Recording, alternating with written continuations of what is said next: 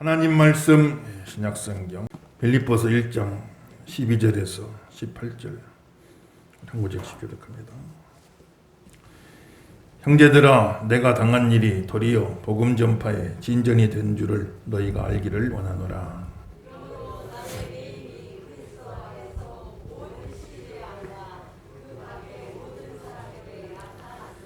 형제 중 다수가 나의 매임으로 말미암아 주 안에서 신뢰함으로 겁없이 하나님의 말씀을 더욱 담대히 전하게 되었느니라.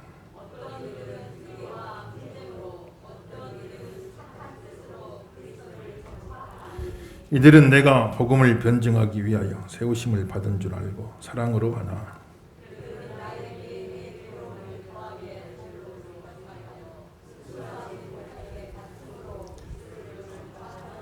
있습니다. 그러면 무엇이냐? 거칠에도 참으로 하나 무슨 방도로 하든지 전파되는 것은 그리스도니 이로써 나는 구하고 또한 기뻐하리라. 아멘. 할렐루야. 이 아침도 큰 은혜가 함께 하시길 예수 이름으로 축원합니다. 무릇 지킬 만한 것보다 네 마음을 지켜라, 이런 말이 있어요. 사람의 생명의 근원이 거기서 남이니라. 죽고 사는 것이 마음 먹기 달렸다. 아무리 긍정적인 환경 속에 살아도 그 사람 마음이 부정적이면 부정적인 인생을 사는 거죠. 그런데 참 너무나 부정적인 환경 속에 사는데도 그 마음이 참 긍정적인 사람들 있잖아요. 그래서 거기서도 또 긍정적인 삶을 산다. 우리 삶이 환경도 많이 따라가지만 그러나 환경보다는 내 마음 중심이 어디 있느냐, 거기에 따라서 더 우리 삶이 좌우가 되는 것이죠. 마음 중심이 바로 되어 있으면 환경을 뛰어넘습니다. 환경을 초월합니다. 그런 역사 있길 예수 이름으로 축원합니다. 사도 바울도 감옥에 갇혀 빌립보서는 옥중서신이라고 했잖아요. 감옥에 갇힌 사람이 뭐가 좋겠어요? 요즘 감옥도 힘든데 2000년 전 감옥이면 오죽하겠습니까? 그런데 참 그 가운데 기뻐하고 기뻐하라, 기뻐하고 기뻐하라. 뭐가 그렇게 기쁠까? 감옥에 갇힌 사람이. 그런데 환경 따라가지 않고 딱 사도 바울의 마음 중심을 잘 지키고 사니까 그 가운데서도 기뻐하고 기뻐하라, 기뻐하고 기뻐하라. 빌립보서 기쁨의 서신이라고 하죠. 그렇게 기쁨을 이야기하는 위대한 신앙의 승리를 우리가 볼 수가 있어요. 오늘 이 아침도 마음 중심 잘 지키시고 승리하는 성도들 다 되기를 예수 이름으로 축원합니다. 마음 중심 잘 지킵니다. 근데 내 마음 중심을 어디다 둘 것이냐? 제일 첫 번째는 복음에다가 마음 중심을 둬야 돼. 어떤 형편, 어떤 처지, 어떤 상황에 놓이든지 간에 나는 복음 전하며 사는 사람이 되겠다. 이 마음 중심을 딱 잡고 살면요, 그 사람은 어딜 가든 승리하는 삶을 사는 거예요.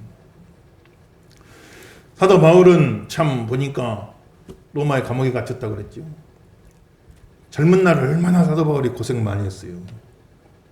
강의 위험과 산의 위험과 들의 위험과 강도의 위험과 이방인의 위험과 유대인의 위험과 이방인들도 죽이려고 그러고 유대인들도 죽이려고 그러고 도적을 만나고 강도를 만나고 그 전도여행 다니면서 몇 번을 참 바다에 빠져 죽을 뻔하고 강에 휩쓸려 죽을 뻔하고 태장을 몇 대를 39대씩 세 차례 맞고 돌에 맞고 돌 던져서 죽었다고 밖에 내놨는데 죽었다고 내놨는데 또 어떻게 하나님 은혜로 또 살아나서 또 나가서 복음 전도하고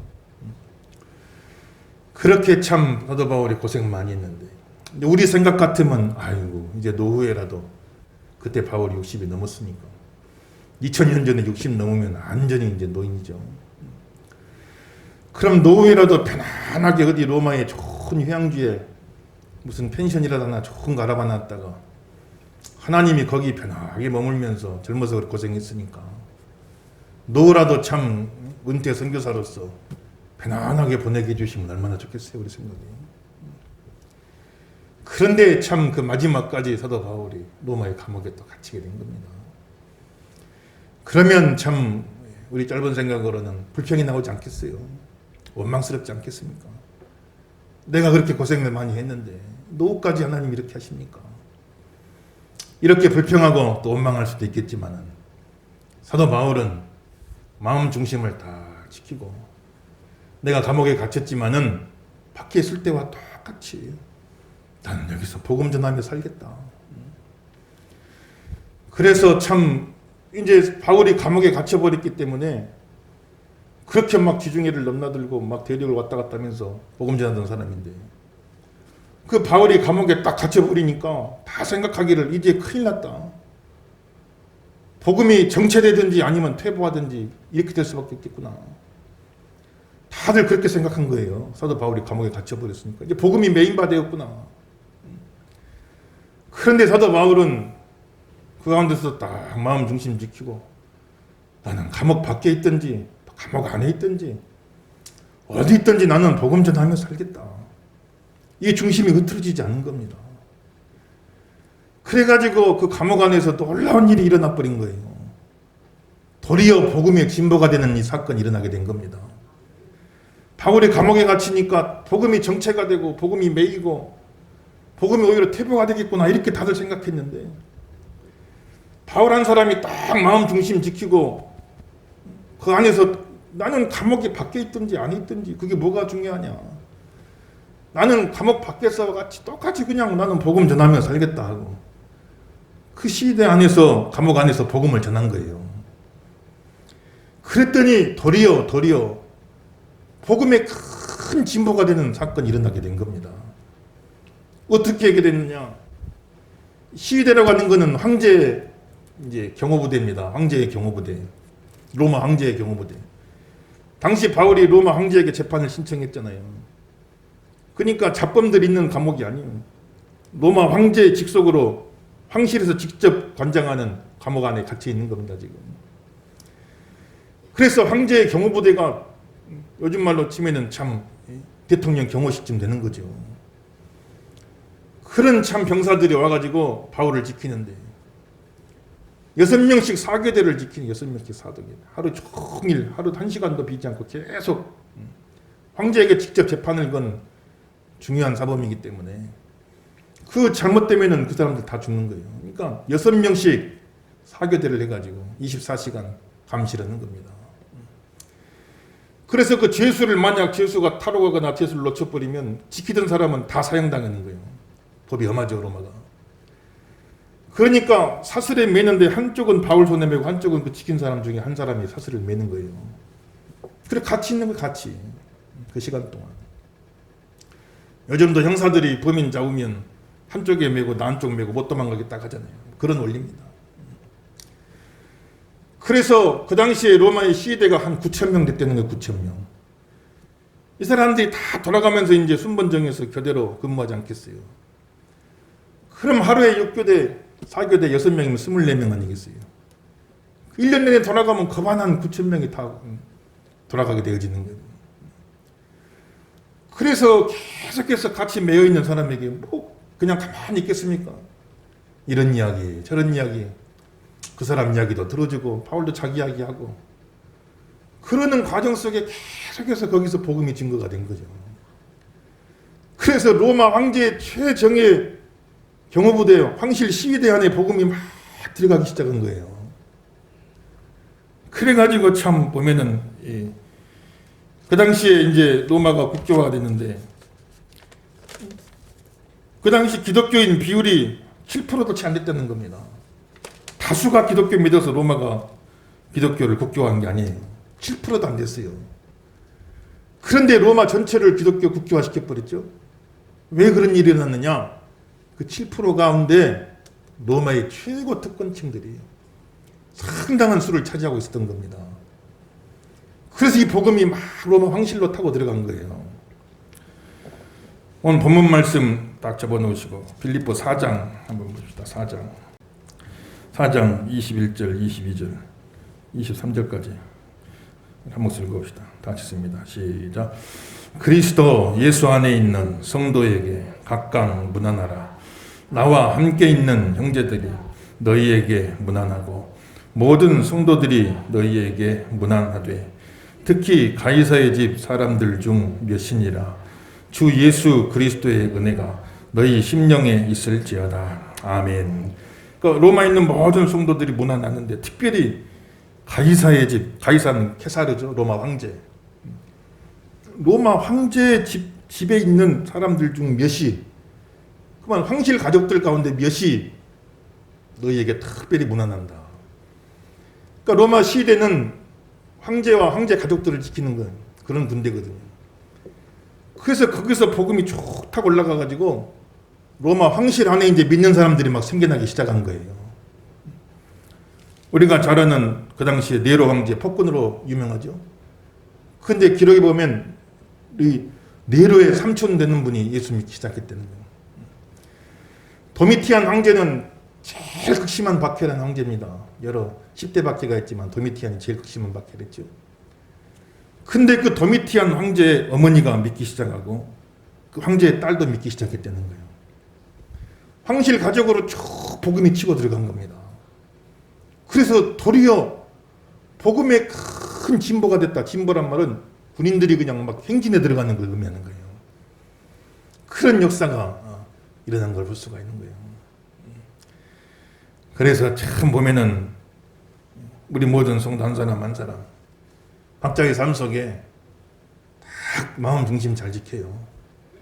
어떤 형편이든 나는 복음 전하며 살겠다. 그러면 도리어 복음에 큰 진보가 일어나고 우리 인생에도 큰 진보가 일어나고 놀라운 역사가 일어날 줄로 믿습니다. 말이에요. 거기서 중심 흐트러져 버리고 아이고 젊어서 나 이렇게 고생했는데 노후의 그 세상에 이렇게 나를 감옥에 보냈나. 딱 거기서 마음에 시험 들어서 하나님 앞에 불평하고 원망하고 그랬으면요. 아마 그 감옥에서 불평하다 죽고 끝났을 거예요. 그런데 바울이 마음 중심 딱 잘 지키고 감옥 안에서도 나는 밖에서나 똑같이 복음 전하며 살겠다. 이렇게 했더니 그냥 그 복음이 그냥 막 로마 황실까지 들어가고 그 모습 보고 로마의 성도들은 더 열심히 내서 복음 전하게 되고 바울의 라이벌들 이미 로마 교회에 있던 지도자들이 바울이 와가지고 성도들이 다 바울을 따르니까 질투하는 마음이 있지 않겠어요.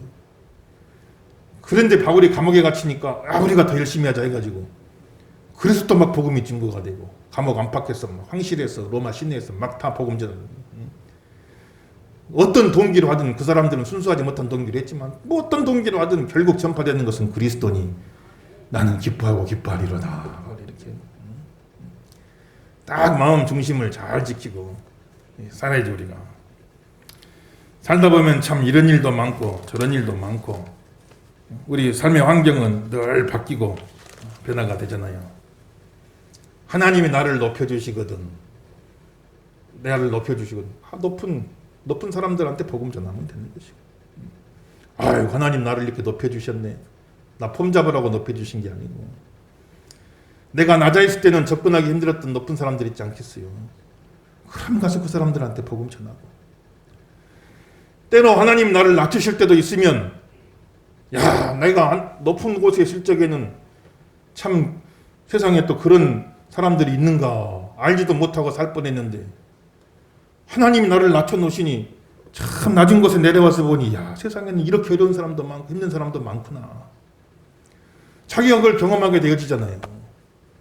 그러면 또 나를 낮춰놓으시면 낮은 곳에서 낮은 사람들에게 복음 전하고 나를 건강하게 하실 적에는 여기저기 다 마음껏 다니면서 복음 전할 수 있고 뭐 행여 살다가 하나님이 나를 건강 잠깐 잃고 병원에 누워있게 할 수도 있는 것이고 그럼 병원 선교하는 거예요. 병원에서 학교에 가면 학원 선교하는 것이요 군대 가면 군대 선교하는 것이고 뭐 그럴 일이 있어서는 안 되겠지만 혹여 뭐 살다 왔지 뭐 감옥에 갈 수 있지 않겠어요 여러분들. 그럼 거기 가서 또 내가 교정 선교하는 것이고 어느 곳에 가든지 그 모든 환경 속에 잘 적응하면서 그 가운데서 나는 흐트러지지 않고 복음 전하며 사는 사람이 되겠다. 성도는 복음 전하며 사는 사람이 되어야 할 줄로 믿습니다만 그 마음 중심만 흐트러지지 않으면 돼요. 이 직장에 있을 수도 있고 저 직장으로 옮길 수도 있고 이 사업하다가 뭐 안 되면 또 다른 사업할 수도 있고 이곳에 배치받을 수 있고 또 정근 가서 다른 곳에 배치받을 수도 있고 우리 삶은 늘 바뀐다고요. 내가 원하는 쪽으로 갈 수도 있고 원치 않는 쪽으로 갈 수도 있고, 그렇지만 그 환경에 내가 잘 적응하면서, 그 주어진 환경에 잘 적응하면서 풍부에 처할 줄도 알고 비천에 처할 줄도 알고, 내가 일체의 비결을 배웠노라. 풍부할 때 교만해지지 않고 방심하지 않고, 비천하고 가난해질 때 낙심하지 않고 원망하지 않고, 풍부하게 할 때나 비천하게 할 때나 부유하게 할 때나 가난하게 할 때나 일체의 비결을 배웠다. 나는 어떤 환경에든 잘 적응할 수 있는 그 능력을 받았다. 내게 능력 주시는 자 안에서, 이 능력이 초능력을 말하는 게 아니다겠죠. 이 능력은 모든 환경 속에 적응할 수 있는 능력. 내게 능력 주시는 자에서 나는 모든 것을 다 할 수 있다. 어떤 환경에서도 나는 복음 전하며 주님의 일 감당하고 살 수 있는 그 마음 중심을 받았다. 바울이 고백하는 거죠. 이 마음 중심이 있길 예수 이름으로 축원합니다. 하나님이 우리에게 적응 능력을 주셔요. 어떤 어려운 환경에도 내 마음 중심만 흔들리지 않으면 다 적응할 수 있는 적응력을 주시거든요. 사람의 적응력이라는 게 대단한 겁니다. 대단한 거예요.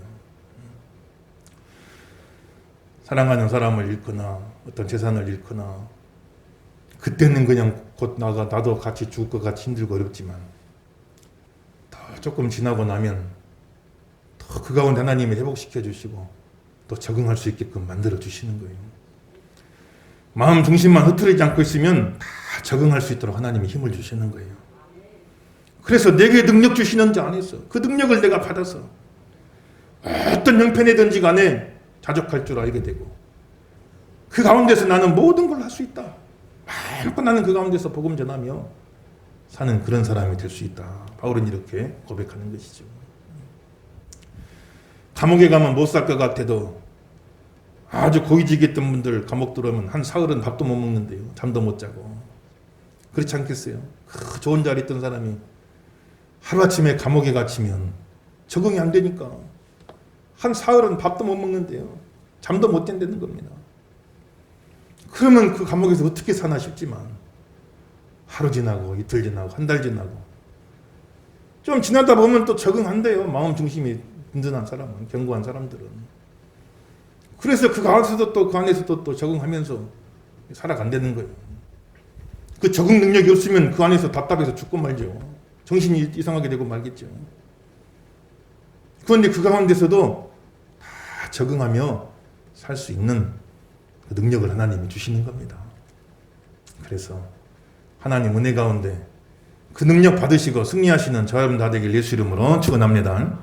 다 적응할 수 있는 거예요. 제가 한 몇 년 전에 목회자 수양회를 가서 어느 목사님하고 한 방을 같이 썼는데, 세상에 코를 골아도 그렇게 본 사람은 처음 봤어요. 무슨 탱크 소리가 나, 탱크 소리가. 잠을 한도 제가 못 잤어요. 코를 골아도 규칙적으로 골면 괜찮은데 골다 또 끊겨져 중간에. 그럼 나는 막 불안해갖고 저러다 죽으면 어떡하나. 그 사흘을 막 잠을 못 자고.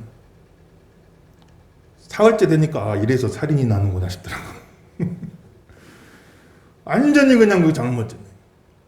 고생 엄청 했어요, 사흘 동안에. 끝나고 돌아와가지고 사모님한테, 그 목사님 사모님 만난 일이 있어. 물어봐. 아, 사모님, 이 목사님 어떻게 사세요? 물어보니까 사모님은 옆에서 목사님에게 코를 골아야 마음이 든든하고 옆에 누가 있는 것 같고, 코를 안 골면 오히려 막 불안해진대. 같이 살면서 적응이 된 겁니다. 다 맞춰지게 되는 거예요. 하나님이 다 살 수 있는 능력을 주셔요. 마음 중심만 딱 붙잡고 있으면요, 다 살 수 있게 해주셔요. 믿으시면 아멘 하십니다. 다 살 수 있게 해주셔요. 그 상황에 적응할 수 있게 해주시는. 감옥 가면 뭐 큰일 난 것 같고 끝난 것 같고 복음이 그냥 완전히 매인 것 같고 그랬지만은 바울이 마음 중심 다 지키고 있으니까 거기서 도리어 복음이 오히려 더 진보가 돼가지고 로마가 복음화되고 세계 선교가 되는 그런 기적이 일어난 거예요. 감옥 밖에서도 못한 일이 감옥 안에서 일어났습니다, 여러분들요. 깨달음 있게 예수 이름으로 축원합니다. 어떤 상황이냐, 어떤 조건이냐, 어떤 환경이냐, 이게 중요한 게 아니에요. 결국은 내가 마음 중심을 다 지키고 사느냐. 마음 중심만 지키면 적응할 수 있는 능력을 주셔요. 승리할 수 있게 해주십니다. 그래서 도리어 역사가 일어나요. 거기서 그냥 환경이 좋을 때보다 오히려 도리어 더 큰 축복이 임하게 되는 거예요. 더 큰 역사가 일어나는 겁니다. 우리가 다 그 능력의 경험자들이 되시고 간증자들이 다 되시고, 여러분들 그런 일들 경험한 분들 많이 있을 겁니다. 앞으로도 그런 승리가 있기를 예수 이름으로 축원합니다. 그리고 뭐라고 했습니까? 계속해서 읽어보십시다. 우리 19절에서 21절 다 듣습니다. 시작.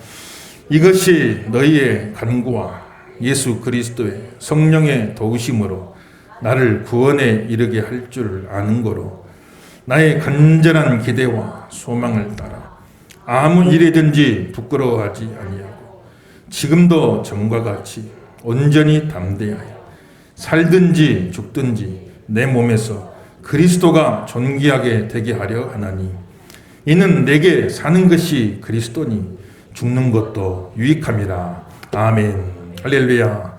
따라합시다. 살든지 죽든지 그리스도가 존귀하게. 다시 한번 살든지 죽든지 그리스도가 존귀하게 되시면 아멘 합시다. 이 성도의 마음 중심은 이래야 돼요. 바울이 감옥에 갇혔는데 그냥 감옥에 있는 것도 힘든데 네로 황제의 최종 판결을 기다리고 있습니다. 이제 황제가 판결 재판을 했으니까. 그러면 둘 중 하나요. 중간이 없어요. 둘 중 하나입니다. 로마 황제 숭배를 거부했으니 반역의 죄로 인해서 사형, 아니면 그냥 무죄 방면. 둘 중에 하나거든요. 중간이 없어요. 그러니까 죽느냐 사느냐가 지금 죽느냐 사느냐. 로마 황제가 사형 그러면 죽는 것이고 무죄 석방금은 사는 것이고, 그걸 감옥에 앉아서 지금 대기하고 기다리고 있는 거예요. 그냥 감옥 살기도 힘든데 그 재판 결과를 기다리고 있는 감옥 살기 얼마나 힘들겠어요. 그러니 그냥 이제 보통 사형수들 같으면 사형 판결이 내릴 것인가, 석방 판결이 내릴 것인가, 내가 살게 될 것인가 죽게 될 것인가, 사느냐 죽느냐, 하루도 그냥 가슴이 몇 번씩 무너져 내릴 겁니다. 혹시 조금만 불리한 소식이 들어와도 이 분위기가 영 이상한데 혹시 사형 내릴 수도 있겠어. 그럼 그냥 하루에도 몇 번씩 가슴이 그냥 무너질 거예요. 근데 또 한쪽에서 또 보니까 분위기가 괜찮은 것도 같기도 하고, 잘하면 석방될 수 있을 것 같다. 그러면 그냥 또 천국에 간 것 같이 기뻤다가 하루에도 몇 번씩 막 이게 왔다 갔다 했을 거예요. 보통 사람 같으면. 사도 바울은 살든지 죽든지 그 문제는 딱 초월해 버렸어요. 살든지 죽든지, 내가 죽으면 죽는 거고 살면 사는 거고. 바울의 마음 중심은 내가 사냐 내가 아니면 죽느냐, 재판 결과가 어떻게 나올 것인가, 내가 살 것인가 죽을 것인가. 마음 중심이 거기에 있지 않고 살든지 죽든지 나를 통해서 그리스도가 존귀하게 되기를 원합니다. 마음 중심을 딱 그렇게 잡아버린 거예요. 승리한 성도들 되길 예수 이름으로 축원합니다. 살려주시면 앞으로도 더 그리스도를 위해 내가 그리스도를 존귀하게 하는 일에 쓰임 받으며 헌신하며 살 것이고, 혹여 사형 선고가 내려서 내가 죽는 한이 있더라도 죽더라도 마지막 나를 순교의 제물로 받아주신 주님께 감사하고 영광 돌리면서 마지막 죽는 모습 추하지 않게 정말 주님께 영광 돌리면서 내가 주님 앞에 서겠다고. 살면 나를 주님의 더 앞으로 주님의 영광 위에 살 것이고, 혹여 나를 데려가시면 더 영광스러운 모습으로 내가 순교의 제물로 드려져서 평생 살아온 것보다 마지막 죽음을 통해서 내가 주님을 더 영광스럽게 하겠다고, 존귀하게 하겠다고. 딱 그렇게 마음 중심 잡아버린 거예요. 사느냐 죽느냐 초월해버린 겁니다. 그리스도만 존귀하게 되길 원합니다. 그리고 나에게서 사는 것은 그 그리스도니 내 안에 이미 그리스도가 내 안에 와 살고 계시니 나에게 있어서 산다는 것은 곧 그리스도니 평생 그리스도만 위해 살아왔으니 오히려 나는 죽는 것이 더 유익하다. 왜냐하면 그 주님을 내가 만나러 가니까. 다 그 믿음 가지고 살든지 죽든지 오직 내 안에서 그리스도만 존귀하게 되길 원합니다 하고 마음 중심 딱 잡아버리니까 거기서 사느냐 죽느냐 이거 가지고 애태우지 않았어요. 우리는 우리가 어떻게 되느냐에 너무 관심이 많아. 이게 되느냐 안 되느냐, 내가 성공하느냐 실패하느냐, 내가 어떻게 되느냐에 너무 관심이 많아요. 마음 중심을 거기다 두고 살면 하루에도 천국과 지옥을 몇십 번씩 왔다 갔다 했나. 내가 어떻게 되느냐에 너무 마음 중심 두고 살지 말고 마음 중심을 내가 어떻게 되느냐가 아니라 나는 어떻게 되든지, 이게 진짜 예수 믿는 성도의 올바른 마음 중심 아니겠어요, 여러분들요? 너무 내가 어떻게 되냐에 너무 관심이 많아요.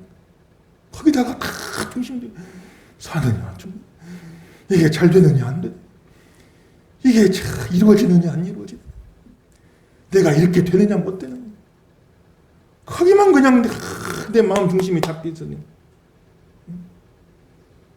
사도 바울은 살든지 죽든지 이렇게 되든지 저렇게 되든지 그게 뭐가 중요하겠냐. 나는 어떻게 되는 건 상관없고 오직 그리스도만 존귀하게 되길 원한다.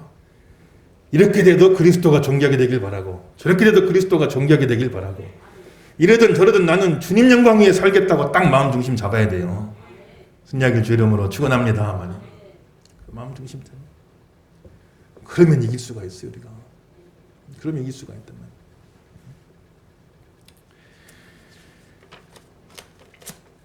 마지막으로 우리 22절에서 26절, 내 마음 중심 어디다 두고 살까?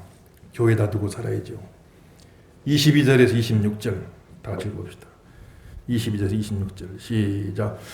그러나 만일 육신으로 사는 이것이 내 일의 열매일진데 무엇을 택해야 할는지 나는 알지 못하노라. 내가 그 둘 사이에 끼었으니 차라리 세상을 떠나서 그리스도와 함께 있는 것이 훨씬 더 좋은 일이라. 그렇게 하고 싶으나 내가 육신으로 있는 것이 너희를 위하여 더 유익하리라. 내가 살 것과 너희 믿음의 진보와 기쁨을 위하여 너희 무리와 함께 거할 이것을 확실히 아노니 내가 다시 너희와 같이 있으므로 그리스도 예수 안에서 너희 자랑이 나로 말미암아 풍성하게 하려 함이라. 아멘. 할렐루야. 그러니까 바울은 어떻게 보면 행복한 고민이죠. 빨리 세상 떠나서 평생을 사모하고 그리워하던 주님 만나 나를 위해 의의 면류관이 예배되었도다. 그 품에 안아주시고 모든 눈물 씻어주시고 평생 수고하고 애쓴 것 다 위로해 주시고 상을 주시고 천국에서 주님과 함께 있는 것이 훨씬 더 나에게는 좋은 일이지만, 그러나 바울이 그렇게 떠나면 남아있는 교회가 아직은 어린아이 같은 교회인데, 그래서 하나님 나를 살려주시면 내가 또 너희를 위해서, 너희 믿음의 진보를 위해서 더 열심히 일하게 될 것입니다. 이것도 좋고 저것도 좋으니 하나는 좋고 하나는 안 좋으면 선택하기 쉽잖아요. 근데 이것도 좋고 저것도 좋으니 나는 둘 사이에 끼어가지고 무엇을 선택해야 될지 알지 못하겠다. 행복한 고민이죠. 죽어도 좋고 살아도 좋고 죽으면 천국 가니 좋고 살면 교회를 위해 더 헌신하고 쓰임 받을 수 있으니 좋고, 둘 다 너무 좋아서 뭘 선택해야 될지 알 수 없겠다. 사도 바울은 행복한 고민입니다. 나를 데려가시면 천국에 가서 주님 뵈문이 너무 좋은 것이고, 살려주시면 교회를 위해서 헌신하고 더 쓸 수 쓰임 받을 수 있으니 그것이 더 좋은 일이고, 살려두시는 목적이, 내 존재 이유는 교회에 있습니다. 내가 사는 목적이 교회에 있습니다. 이게 성도의 올바른 마음 중심이에요. 여러분, 하나님께서 지금 데려가도 되는데, 지금 데려가도 천국 다 가게 되는데 왜 이 땅에 남겨놓겠어요, 여러분들? 섬겨야 할 교회가 있기 때문에 그래요. 여러분 섬기셔야 될 교회가 있기 때문에 그럽니다. 교회는 내가 사는 목적이에요. 내가 존재하는 이유입니다. 세상 모든 곳에 그 무엇을 위해 일하고 헌신해도 손으로 바람을 잡는 것 같이 평생을 살면서 잡아보려고 했었지만 잡은 줄 알았는데 바람을 잡는 것 같이 펼쳐보니 남는 것은 아무것도 없구나. 헛되고 헛되며 헛되고 헛되니 모든 것이 헛되도다. 이건 모든 것을 가져봤던 사람의 고백이에요. 모든 것을 잡아봤던 사람의 고백입니다. 손에 남는 것이 없더라. 세상 그 무엇을 위해 살아도 남는 것이 없어요. 결국에는 교회를 위해서 산 것만 남습니다. 교회는 하나님의 집입니다. 교회는 그리스도의 몸입니다. 이곳에서 하나님께 영광 돌리고 많은 사람 구원하여 주님의 몸을 이루고 주님을 위해 헌신했던 그것만 고스란히 남아서 영원한 천국에서 나의 상이 되어지고 내 영광이 되어지는 것이 여러분들. 이 땅에서 아무리 애쓰고 헌신해도 주어지는 보상은 다 일시적인 겁니다. 평생 직장생활하면 뭐 얼마 퇴직금 나오죠. 많이 주는 것도 많이 더 주겠죠. 그러나 그것도 다 일시적인 것. 잠깐 있다 다 사라지고 없어지는 것. 한 푼도 가지고 올라가지 못하는 것. 다 일시적인 것이죠. 오직 내가 교회 안에서 하나님의 집에서 주님의 몸된 교회에서 이곳에서 내가 하나님 앞에 헌신하고 쓰임받고 살아갔던 그 흔적만 그대로 남아서 천국에서 내 상이 되고 내 영광이 되는 거예요. 사랑하는 성도 여러분들, 마음 중심이 교회에 있길 예수 이름으로 축원합니다. 요즘 코로나 때문에 자주 모이지도 못하고 또 주일에 또 이렇게 모이기도 하지만은 또 부득이하게 가정에서 온라인 예배 드리는 우리 성도들도 있을 거예요. 비록 몸은 떨어져 있지만 내 마음 중심은 항상 교회에 있어야 돼요. 내가 교회에 와 있는 것처럼 교회를 위해 더 기도하고 교회를 위해 사랑하고 더 교회를 섬기고 내 존재 이유입니다. 존재 목적입니다. 내 존재 목적을 다른 곳에서 찾지 마세요. 내 존재 목적을 다른 곳에서의 모든 일들은 이 일을 이루기 위한 하나의 방편입니다. 이 일을 이루기 위한 하나의 도구예요. 수단이에요. 내 하나의 생업으로서 하나님 주신 겁니다. 그게 전부가 아니에요. 그것은 교회를 섬기기 위한 하나의 도구입니다. 방편인 거예요. 수단을 목적인 줄 알고 착각하면 큰일 납니다. 여러분들. 내 모든 삶이 가능하게 하신 이유는 그걸 기반으로 교회 섬기라는 거예요. 믿으시면 아멘 하십시다. 근데 그 중심을 놓쳐버리면 안 돼요. 성도가 딱 중심 잡고 살아야 돼요. 요즘 참 세상이 중심 잡고 살기 힘들죠. 이럴 때일수록 더 중심 잡고 살아야 돼요. 복음 중심으로 살아야 됩니다. 예수 중심으로 살아야 됩니다. 교회 중심으로 살아야 됩니다. 그러면 이 파도 속에 이 바람 속에 우리 흔들리지 않습니다. 복음 중심, 예수 중심, 교회 중심이 딱 돼 있는 사람은 코로나가 아니라 코로나 할아버지가 와도 흔들림이 없어요. 그 믿음으로 우리가 승리하며 나갈 수가 있는 것이죠. 아무쪼록 이 아침에 다시 한번 무릇 지킬 만한 것보다 네 마음을 지켜라. 여러분 마음속에 복음 중심, 예수 중심, 교회 중심 확실하게 중심이 잡히시기를 예수 이름으로 축원합니다.